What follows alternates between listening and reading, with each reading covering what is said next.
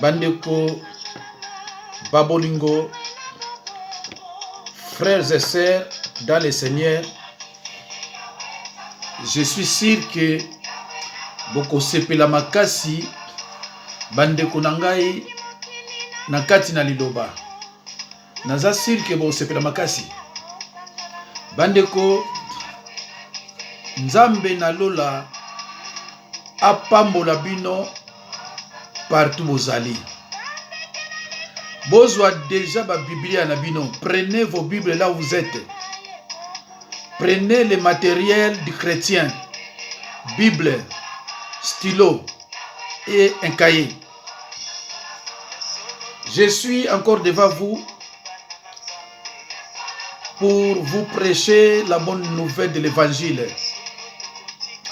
Et la bonne nouvelle de l'évangile que je vais vous prêcher est intitulée Saul, devenu l'apôtre, était-il auparavant un meurtrier? Saul, devenu l'apôtre chrétien Paul, était-il auparavant un meurtrier?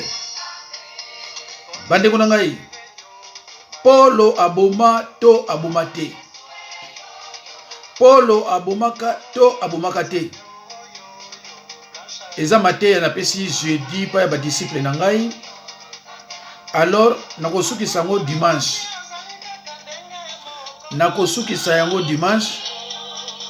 Yangwana na précipité na tia yango. Polobi fona tela bino lisusu suite ya biloko mwa muke.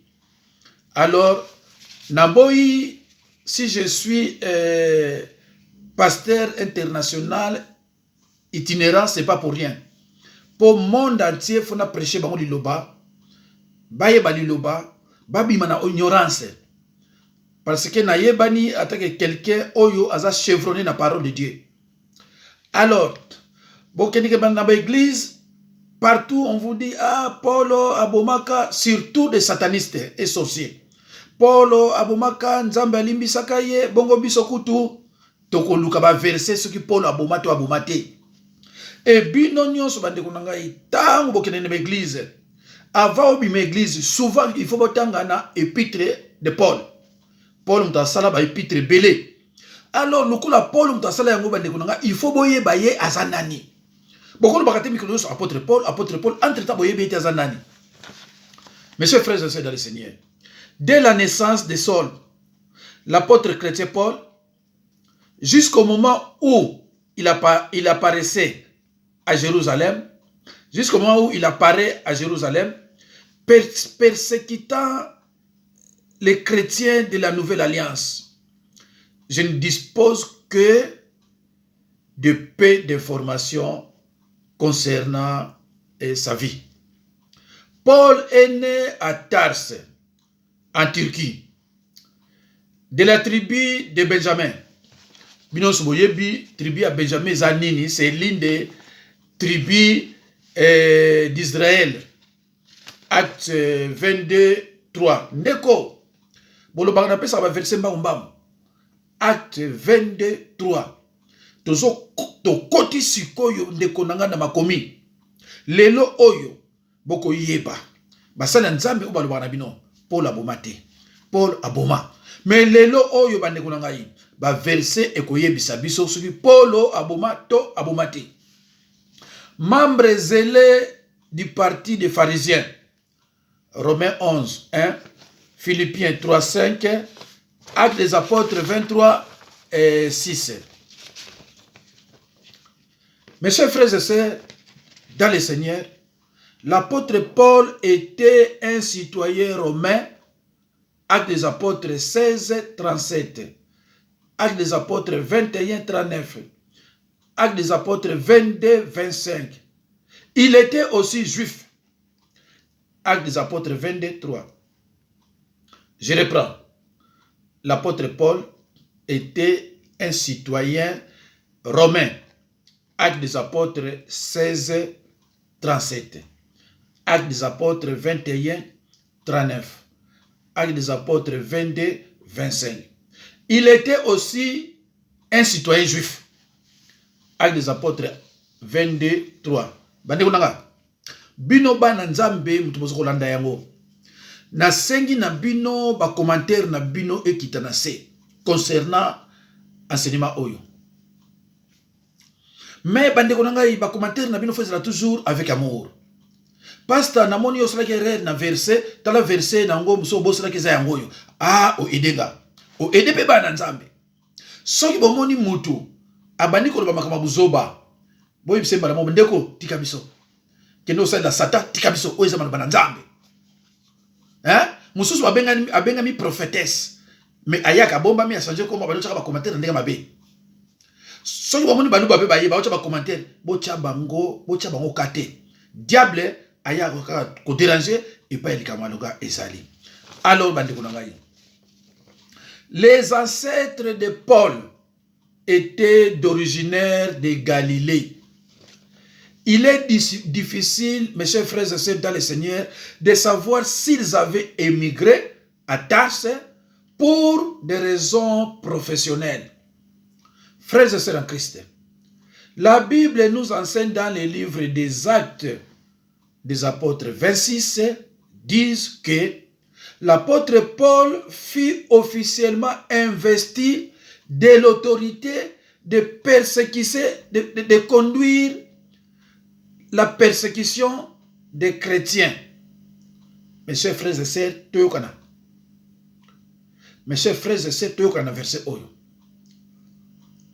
La Bible nous enseigne, dans le livre des Actes des Apôtres, chapitre 26, verset 10, que l'apôtre Paul fut officiellement investi de l'autorité de conduire la persécution des chrétiens de la Nouvelle Alliance. Et en tant que membre d'une synagogue ou du Sanhédrin, il vota la mise à mort. Alors, bandeko, awa Bible zoro ba bisoboye. Paul et ba mikonzi ya tango wana. Ba sacrificateur. Ba pesa kie mikanda. Ya kokende kokanga ba chrétien ya Nouvelle Alliance. Parce que ba monike ba chrétien ya Nouvelle Alliance. Bango mutu baniki ko bebisa mateya na bango. Parce que bango baziki bato qui respectait scrupuleusement les enseignements de Moïse. Alors tant ba moni tozwa par exemple côté Moïse baloba ba kumisa la loi d'italien. Hein? Œil pour œil. Œil pour œil. Oh là là. Bon compléter bandeko nangai. Vengeance, hein? Œil pour œil, dent pour dent. Et ça vengeance. Mais Jésus-Christ a dit non, loi au faut bon remplacer par amour, le pardon. Mais bango ezalaki œil pour œil, dent pour dent. Bon bango bane ko respecter biloko na nyoso yango moni na tango kala ba ko katolo boko ba ko salo boye balubi oyibi to kato makolo. Oyibi to katayo. Ozui mwasi abatu to boma yo. Et c'était comme ça. Mais Jésus-Christ a dit non, c'est pas comme ça. Alors, bango ba monike, oh, batu oyo, bako bebisa, enseignement obisoto yenango, et batu anon dimila bisote.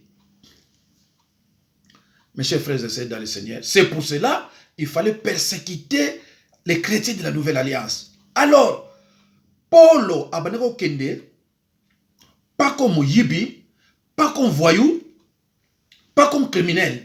Abanao kende en tant que mutu oyo azuba document. Ndenge na justice bazwaka ba pesio mikanda mandat d'amener kende ko zula biso mutu boye. Apôtre Paul abanao kende attaque voyouté. Azumi kanda wana akoya ko zwa bino après abwaki bino na prison.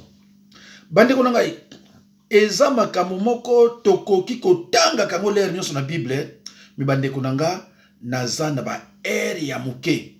Parce que oyoyo so na landi yango eza prédication te eza enseignement. enseignement sera toujours plus d'une heure. Mais prédication est sous moins de 50 minutes.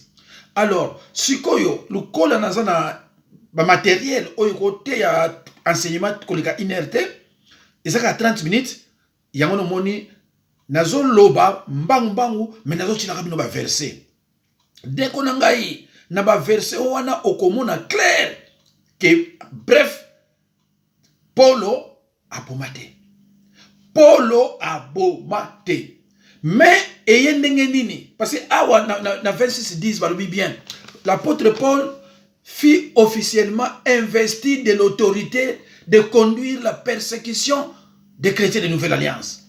Donc, bango balobi kete. Ce n'est pas le fait que Paul m'a payé autorisation. Parce que, soit na synagogue ou na Sanhedrin. Sanhedrin zanini, ezali tribunal oyo, basambitsaka Jésus-Christ pe bakondanaka ye. Bon, apôtre Paul à l'époque en tant que pharisien abandai kosala na Sanhedrin. Donc, kuna sikoyo bakozwa ba document apesi ye. Bon, kuna baza bango tukuna tango bazo boma batu. Balobi ke biso nyonso soki mutu oyo to condamné ye, alors biso sofo atia ba signature to voter ke non mutu na kufa. Alors place wana tango bande ko tia ba signature na bango na tribunal.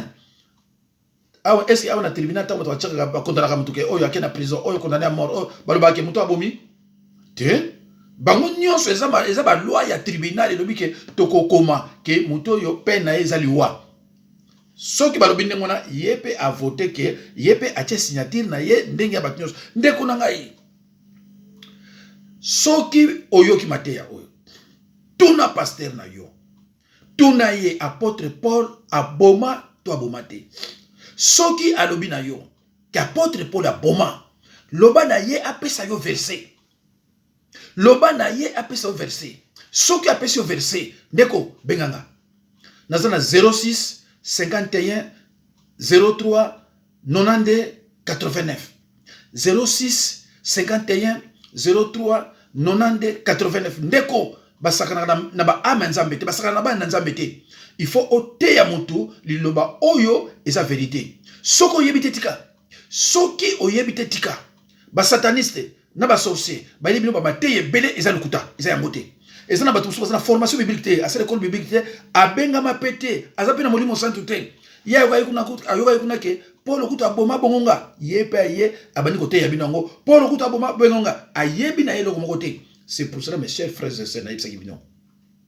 Soki ozala bandeko na yo to bato mo basouffraka na ba maladie makabe belé bazaka na posa ya liloba yebisa bango basabone yebisa bango basabone mutu oyo azolandanga na parole akosala 2 mois te fois changer fa bando comprendre parole na koti na YouTube na tali na mona ba pasteur te mi de oyo bako prêcher mutu muta changer.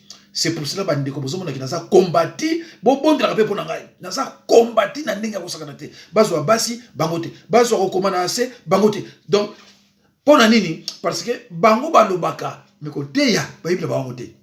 Alors bandeko ngai, je reprends.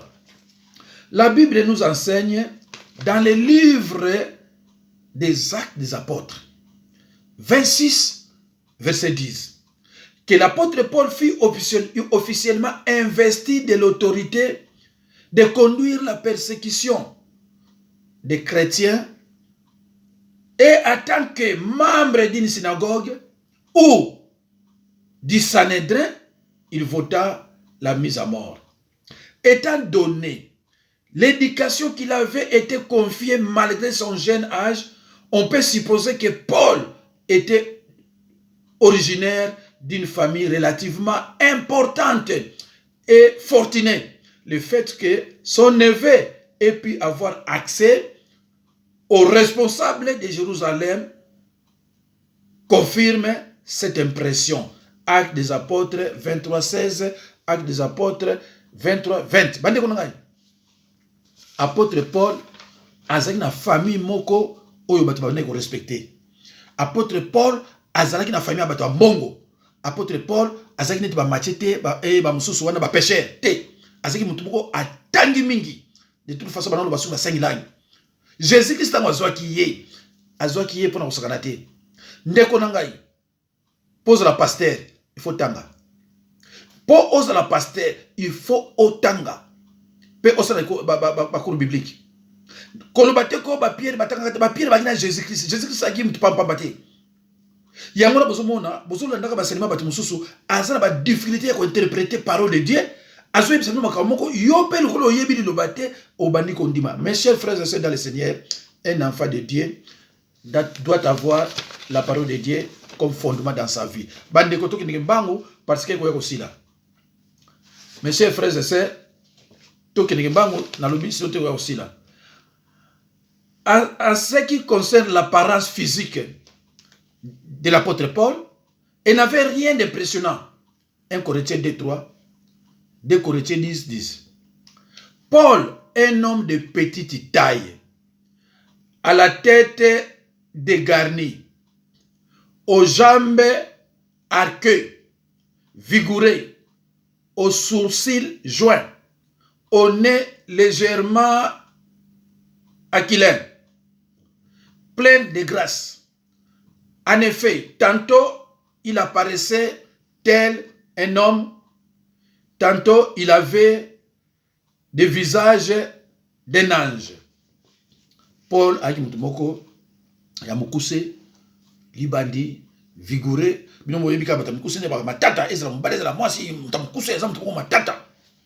alors Paul a. En effet, il n'y a aucun passage biblique qui confirme que l'apôtre Paul fut un membre. Non, excusez-moi. En effet, il n'y a aucun passage biblique qui confirme que l'apôtre Paul était un meurtrier, un tueur, un bandit, un criminel. Au contraire, il était le plus intelligent de tous les apôtres. Il était le plus intelligent. Oh, il y a le collègue apôtre Paul. Donc, il a fait bien. Papa n'a pas bongo. A tindié na Jérusalem pour qu'il ait une classe naïe. Donc, tout ça, un verset biblique, mon côté. Oh, ezolo banabiso, apôtre Paul, aboma. Verset on a dans la Bible exacte. Alors, écoutez ce qu'il dit dans l'épître de 1 Timothée, chapitre 1, 13. Épître de 1 Timothée, chapitre 1, verset 13. Moi qui étais auparavant un blasphémateur, un persécuteur, un homme violent, mais j'ai obtenu miséricorde, parce que j'agissais par ignorance dans l'incrédulité. Déco, ah où l'apôtre Paul a ça qu'on l'obané dans la confession. Paul ne dit jamais ici qu'il était meurtrier. Il dit, moi qui étais auparavant un blasphémateur, un persécuteur. Déco, na teya ki biloko yo na ser moka vandaka na Afrique du Sud. Pasteur na ye ateya ine mususu. Abi na ye mais j'ai un pasteur à Paris, Jacques Dinabanza, à lobby Paul Abomate. Alors, yo kasi ko réponse à pasteur wana, pas à Sœur à Christ. Abi mais la persécution peut conduire à la mort. J'ai l'impression que ce monsieur n'a pas compris, il n'a pas maîtrisé les enseignements bibliques. Déco, pourquoi la persécution peut conduire? Est-ce que persécution égale tuer? La langue française aime de précision.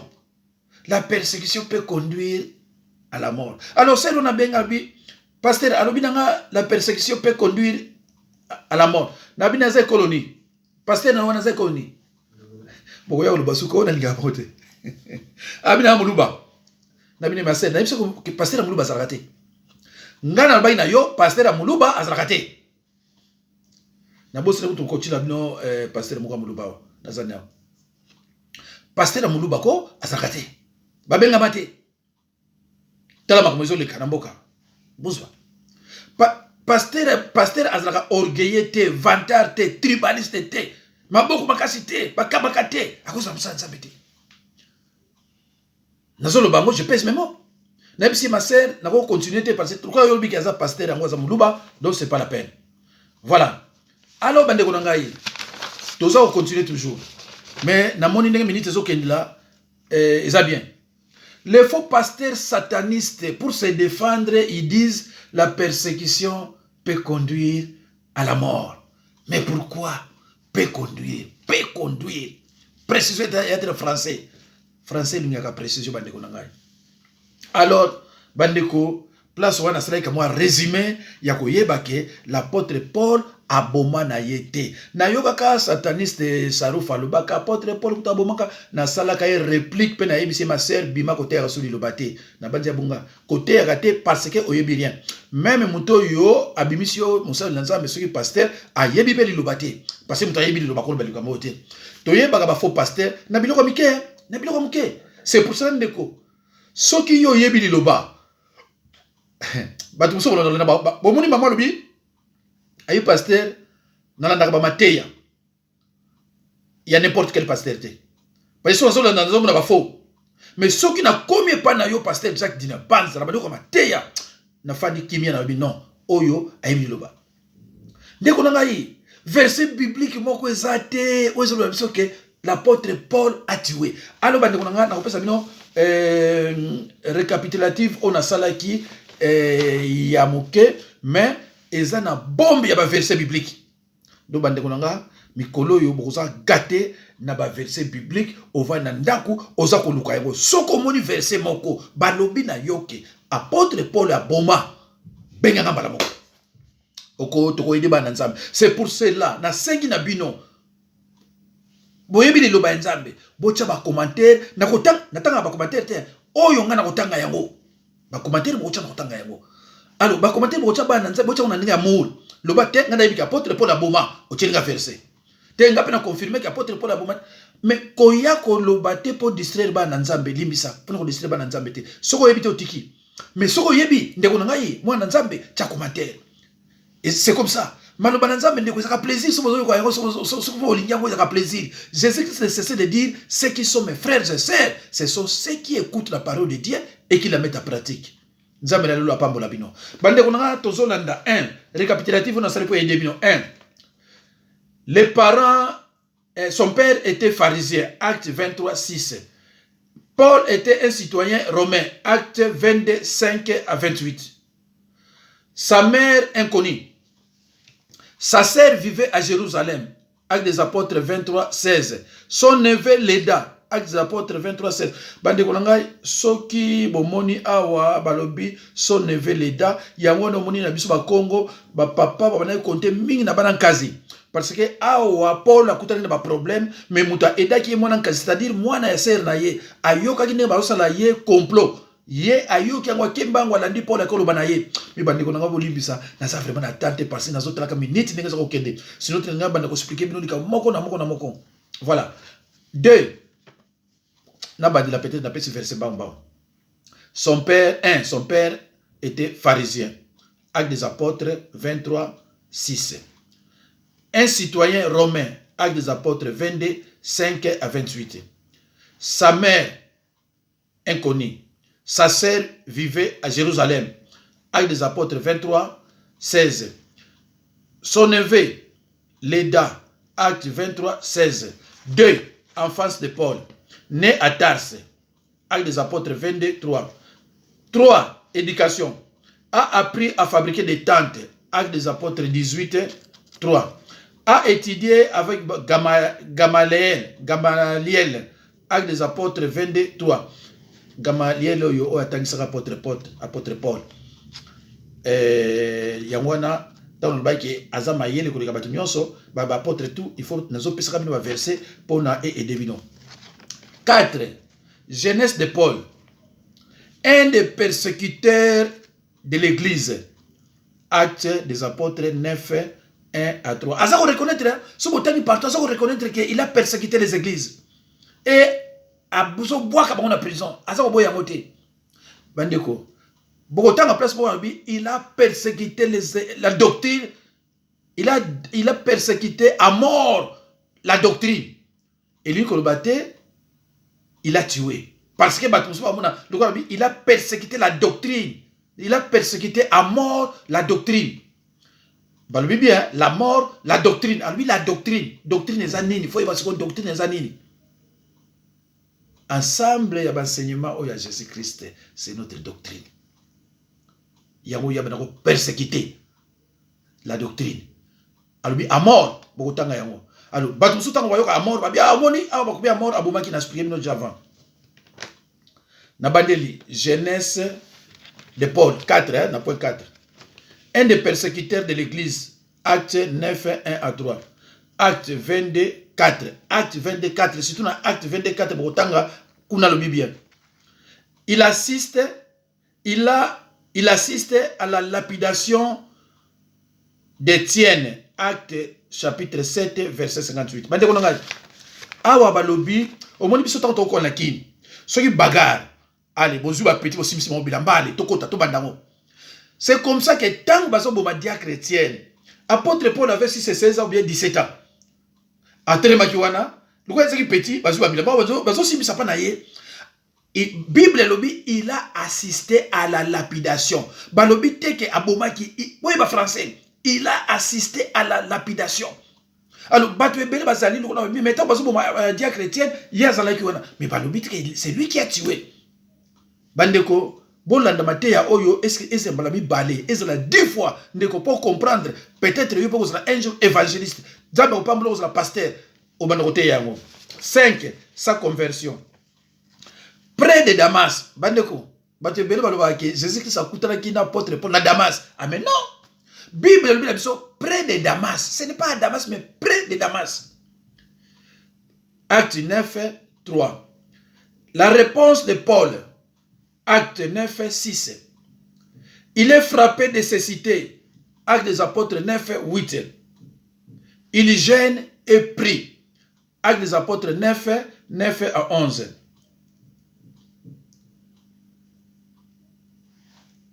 Anania.